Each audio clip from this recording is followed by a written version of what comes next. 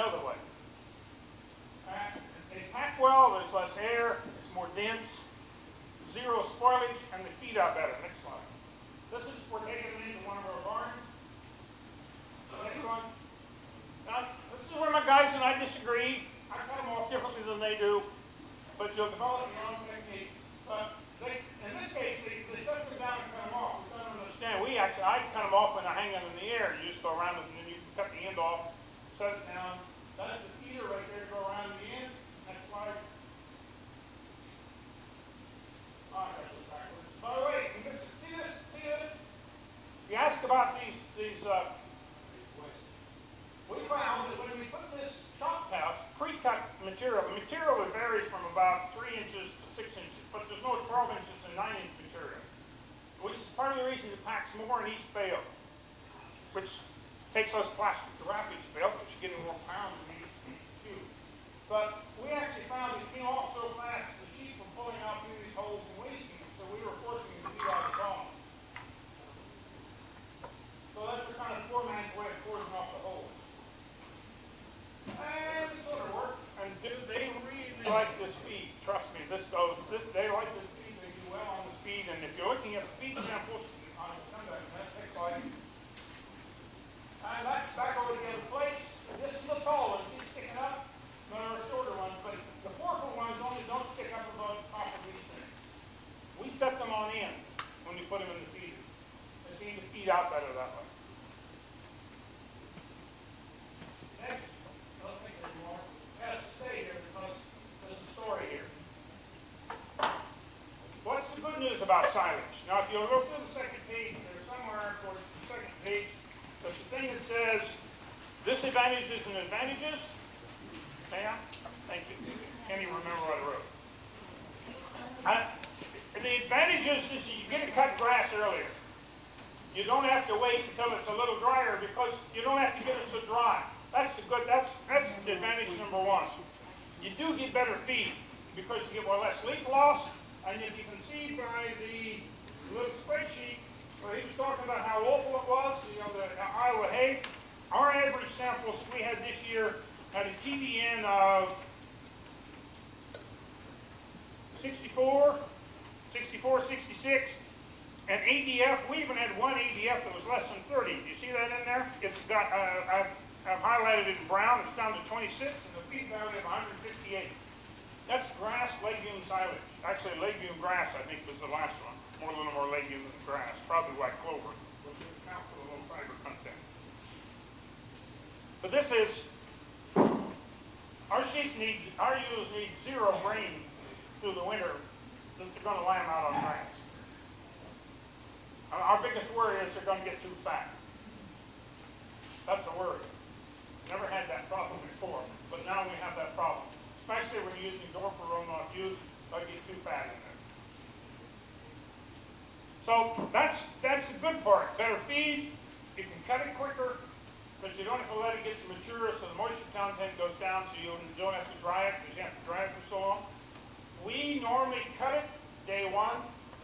We rake it in the afternoon. If it's a good drying day, the next morning we'll go out and we may rake it, we may move it a little, and then we pick it up in the afternoon and wrap it. And once we got to the summertime where the crop got less, we found we can mow it in the morning, rake it within the next few hours, bale it that evening. Now, how do you know what temperature, what the moisture content is to bale it? That's the trick. I don't have a good solution. We're looking for a good silage meter that you can check the stuff to find out if it's not too dry or too wet. I would literally hold the stuff in, put it in the microwave, weigh it on a tiny digital scale, put it in the microwave, cook it, stick the kitchen up real bad, and then to a certain amount of, there's a certain procedure you do. You take it out, you weigh the two samples, you put the two over, you work out the percentage, you say, okay, that's the moisture content. Now, in the middle of the daytime when you're rushing around in the hay season, the silage season, you don't like that 20 minutes. There's a desperate need for something where you can go, as I saw it at the Forage Expo, I don't know if it works, where you put the hay sample in the big 5-gallon bucket and put this probe in and say it's close enough. You know, and once you've done it a little bit, then you can work it out yourself. You're going to have to go through this, what really is 50% moisture.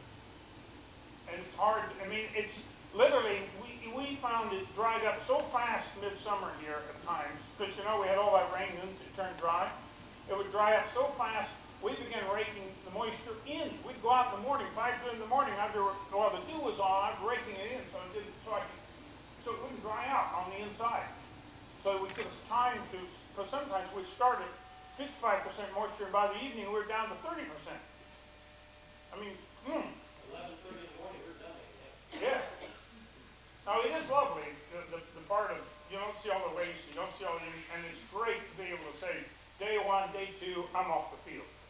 That part's really good. The downside, so yes, we don't damage the ground so much because we have more windows of being able to do this. We assume that the weed seeds are going to get somewhat damaged by the fermentation process because the pH, you see what the pH is in there? The ideal pH is between 4.5 and 5. And one of our samples there is 5.8. Not good. Can't quite explain that either. I wish it could. Right. The other huge advantage of silage to us that we didn't anticipate when we were doing the costing was that we don't have to pay to store the stuff. And we can actually put the sheep on the inside. So we have 2 things happening to us. We have better feed, being fed to animals, and they're less stressed because the back is never wet.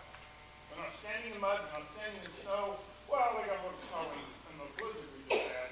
But they're not standing in snow, they're not fighting it, and they're having less wind on them. So technically, in terms of gain on the animals, or success for the animals, we had 2 good things happen simultaneously. Downside, see that? These disadvantages, higher costs, not just the plastic, but you spend a ton of money on iron. Consider how much iron, I listed it in here, didn't I? Somewhere on page 1. Look at the machinery.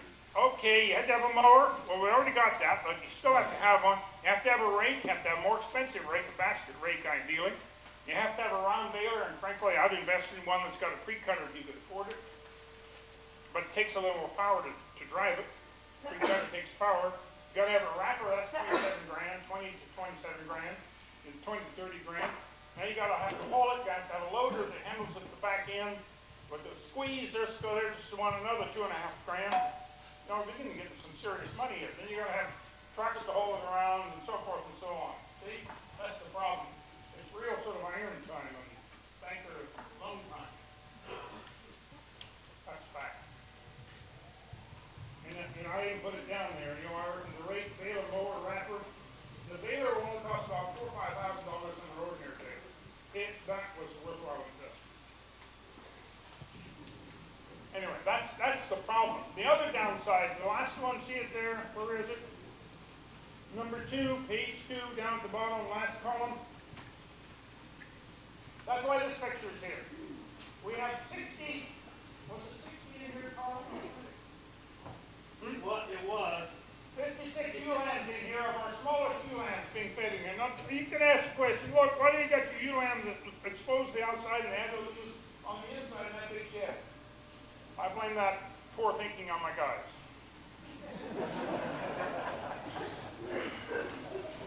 Now, we put them, that's the way we did it. What's the problem with this? We discovered something. We had 0 listeria. The curse of silage is always listeria or listeriosis in sheep. It kills them. Listeria is a bacteria, as best I understand it, that's virtually everywhere in the environment.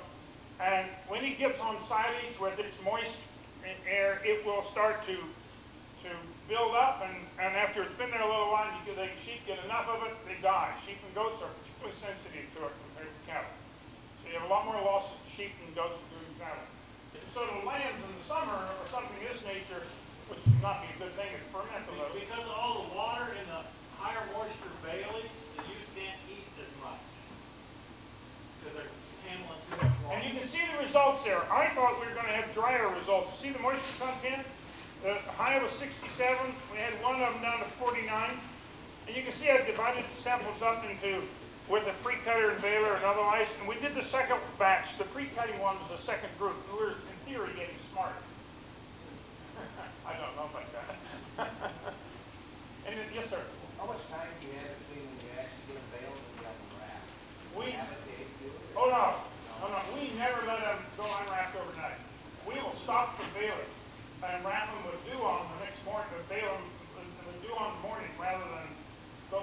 frankly. In theory, you could do it longer. In practice, no. I just soon add that little factor there. So that's why we've invested in our own equipment. We expect we're going to have to do 900 bales. I will say this, stuff is going further than we thought. We're going to end up with too much silage, too much hay this year, which we didn't expect. How long does it take to wrap the bale? How long does it take to wrap a bale? By the time You can't. I set one on it and it wraps it. I'm going to get another one to put on it, and then I have to wait maybe a little bit, and then it'll dump it off. I set another one on and start wrapping it, and then I have to go take the one off that was dumped off and put it in the stack, and grab another one, and it's ready for me to put one on. He has a little control up in his hand, a little remote. You know, remotes are everywhere. This one works, and he can start it wrapping. It will shut itself off automatically when it's done. And so, literally, the wrapper can go faster than the baling and hulling process can go for us. That's been our experience. The real problem is haulage and baling. Getting the bale goes fast, but then you got to haul stuff. Yeah, you're a slip of all sorts of rules. I think if you had my stuff on your 568 baler, you'd want to wrap it very quick. Because it's got more air in it already. You don't want to have any more time. But the beauty of individual wrapping is it squeezes it around all the sides. His square baler, the nature of this big square baler is that they also have 3 cutters, and therefore they make a very uniform, dense package, which is better for silage. Other questions? So, yes, it's God's gift to the machinery people. Yes. As it gets warmer, will that listeria develop quicker? Well, it was my assumption that that was true. Now, what do we do? One option to this system, remember our feeding system is big round bale packages put out. If we went to a TMR device, dumped them in it and squeeze and chewed them up and fed them out in a row, we'd be able to feed one day at a time. We'd only expose one day at a time to individual wrap bales, and that would in theory be better. Although you wouldn't want it to, having exposed it all, you wouldn't want it, what do you do with the waste? They even say you shouldn't let the old waste silage sit there for a day so that you might eat it later. Sure, bales are wrapped individually. How long are they good for in terms of storage? I mean, a year? Or do you have to do them out? We're going to find that out because we're going to have some left over, but in theory, it's not that difficult. It's the plastic that goes off, not the stuff on the inside. The plastic is going to degrade with UV. So the right thing to do is anything we have left over, we're going to put back on the wrapper and put in a few more turns on it with fresh wrap next spring. As long as it's tight, it ought to stay. It ought to stay. We have been very pleasantly surprised with how good the individual wrap product is. Boy, that stuff is, you open it up and you look at it, wow, that's lovely. It doesn't have that really strong acid, pungent smell you're used to with silage. Sir? None. We didn't use any. Would we use You any? don't want to use it. No, we don't want it to preserve. We want it to ferment as quick as possible. Then we want to, it's like, this is, silage, somebody said, is canned grass. You know? For a woman, it's like, you're putting it in, you're taking the air out of it, and without air, the process of decomposition is arrested, and the acid level drops. It's sort of canned grass.